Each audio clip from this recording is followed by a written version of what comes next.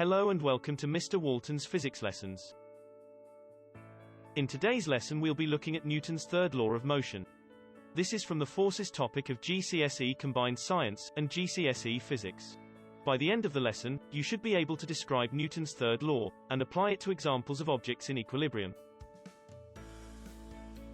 In previous lessons we discussed Newton's first and second laws of motion. His first law states that an object will remain at rest, or in uniform motion in a straight line, unless acted upon by an unbalanced force. So the balanced forces acting on this wheelbarrow means that it remains at rest. Whereas, the balanced forces acting in the moving fire engine means it will continue to move with constant velocity.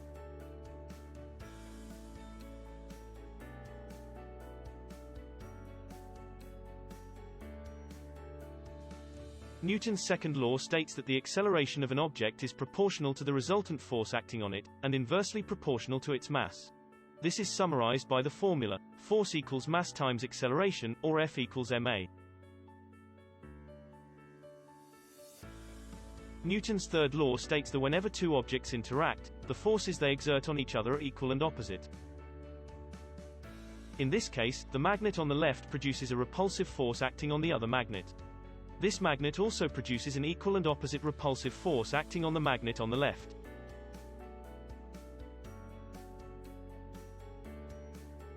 To understand the third law properly we need to consider some more examples. For a car to move along the road, the tire produces a force due to friction, pushing backwards on the road. The road produces an equal and opposite frictional force on the tire, which pushes the car forward.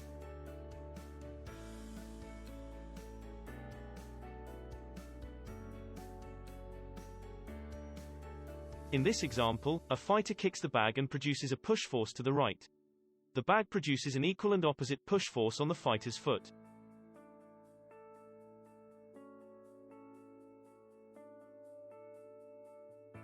In a similar way to the fighter kicking a bag, this girl is pushing a trolley. The girl feels an equal and opposite force pushing back against her.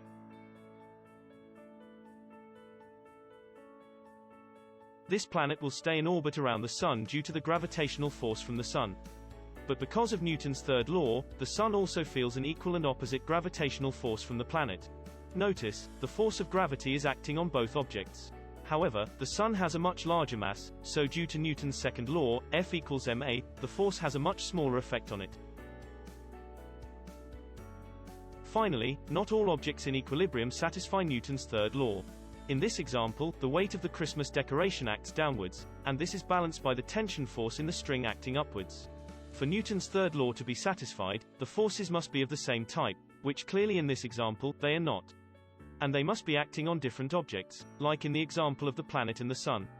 However, both of these forces are acting on the same object, the tree decoration, so although the object is in equilibrium, it is not an example of Newton's third law. So you should now be able to describe Newton's third law of motion and apply it to examples of objects in equilibrium. Thank you for watching and I'll see you in the next lesson.